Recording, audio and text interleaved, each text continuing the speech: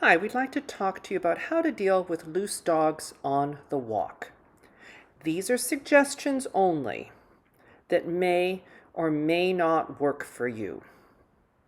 There is always a danger of injury to you and to your dog when you encounter loose dogs on your walk. Even very small dogs can do a lot of damage very quickly. There are no guarantees that the following methods will work. Hi, it's Sandra at Rover. Today I'd like to talk about when you're out on a walk and a random dog comes charging up to you and your dog. And yes, they usually will be charging because they rarely, when they're loose and they see another dog, just walk up nice and slowly. It could happen, but it's not very common. Now, quite often there's a human somewhere that the dog belongs to nearby, and they'll very helpfully tell you, "It's okay, my dog's friendly, you don't need to worry." Well, isn't that nice? That's just great, but do you know that your dog, the loose dog, is going to be friendly with my dog? And maybe my dog won't appreciate a dog charging up at it while it's on leash. And this is especially true if you have had a dog that has had a bad encounter.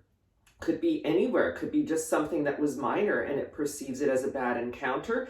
And this very situation is what causes these bad encounters. And now your dog becomes dog reactive and quite likely dog aggressive, because now they're going to take a proactive approach. Instead of waiting for somebody to charge at them, they're going to lash out first the next time they see a dog. Also, that dog that is supposedly friendly may have a different idea with your dog. It may be friendly with the neighbor's dog, with their own dogs, with another dog that it knows, but it may not like the look of your dog for whatever reason. Maybe the dog that's charging up perceives your dog as being on its property, on its territory, in its neighborhood that it's been willy-nilly marking everywhere, and the encounter is not going to go well. So what do you do? Really, it's not a good idea to get your hands involved because you are probably going to get bit. What I like to do is I tell our clients to do this, and we will do this if we know we're going to an area where there's a potential of being a lot of loose dogs. Ideally, avoid the situation, okay? But sometimes the dog could just break loose. It may have been walking nicely on a leash and something happened, equipment failed, whatever, the person let go of the leash for whatever reason.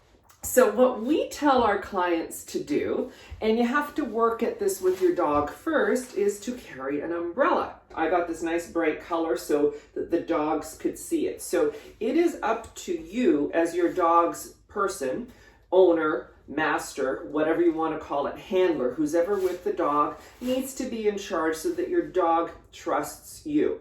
So closed, you could use it to step in front of the other dog and hold it up and yell. But what I like to do is this. This can become a shield, all right?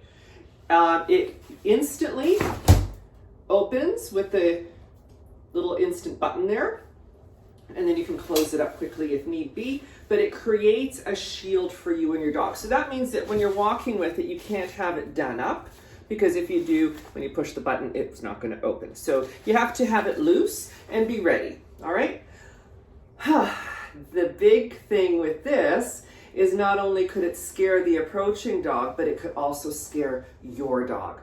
So you have to work with your dog first to get them used to seeing the umbrella open, like this, all right? So practice it opening upwards. You can go outside with it first. You can have another person with you.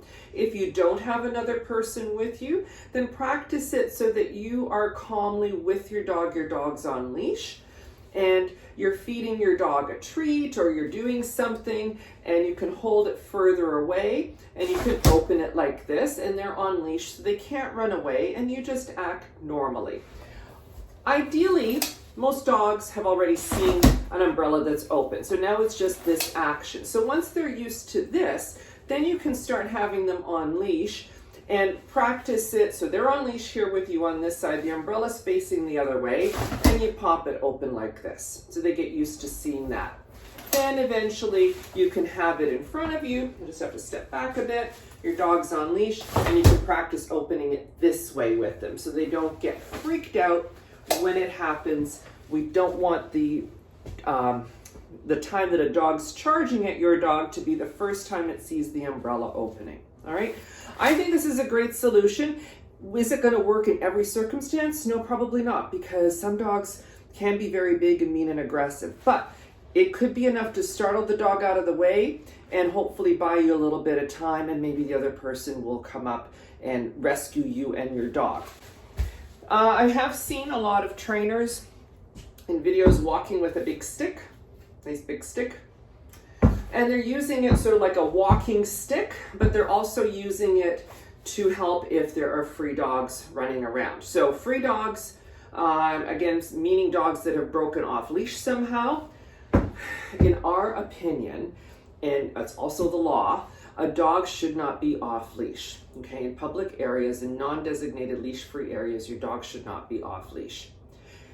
If you happen to be walking a trail somewhere and you have your dog off leash, you have to have 100% recall. And that means the dog comes back to you no matter what it's doing, even if it's charging full steam ahead at something else. It's going to come back when it hears its recall command and come back to you, even if it was charging at another dog. People are funny about this because they think that their dog has a right to come up and see your dog, even if it's on leash. Really, they don't. Everybody should keep their dog and their opinions to themselves unless they've asked permission to approach or give their opinion. So it's a hot topic sometimes because people get offended that you don't want your dog to come up to their dog. There are too many incidences that we know about because the clients become our clients simply because of this scenario and how it's played out. And they said, well, the person told us their dog was friendly, so I thought it'd be okay. And then they came up close. They were on leash, both of them. And all of a sudden this dog attacked your dog, or vice versa. Your dog might instigate the thing. You don't know. That's the whole point. We want your dog to be safe. We want all dogs to be safe. We want people to be respectful of each other's space. We have social distancing now, so that should help a little bit. You could use this for social distancing. It's a great tool for that too. So is the umbrella. I am being a little bit funny here, but really, there's no need for random dogs to meet, especially on leash. And we don't recommend dog parks also for the same reason. We just don't know who's going to like who. And too often, somebody gets bullied, a fight breaks out. Not only serious injuries happen, death can happen. And at minimum, your dog now becomes extremely afraid and now works on the offensive, taking it upon themselves to react to any dog that it sees before the dog attacks them. And then we have to work hard with the client to modify and fix this behavior, to rehab the dog so it's no longer dog reactive or dog aggressive. So really, prevention is the best thing. Things can happen. Equipment can fail. So always check your collars, your leashes, everything else. We sell safety leashes that have a double-ended snap, one snap that attaches to the training collar, another snap that attaches to the flat collar or a harness, depending on what your dog is wearing. And then if something should fail, at least there's some backup there. But things can happen, and a dog could be loose, so it's really, really important for your dog to trust you and not try to take the matter into their own hands, because that won't work out well, and then neutralize the situation using something. And it might be your feet. I hate to say that, but if you have nothing else, you might have to do some kicking. This is a great tool. Again, practice with your dog. Get a nice bright one that the other dog can see. The more obnoxious, the better. And who knows, if a storm breaks out, you'll be ready too. All right, we offer classes in all of this. Right now, obviously, we can't do anything because of the the Emergency Act. We're not allowed to leave our homes and help people, but we can help you online using Skype or Zoom or FaceTime.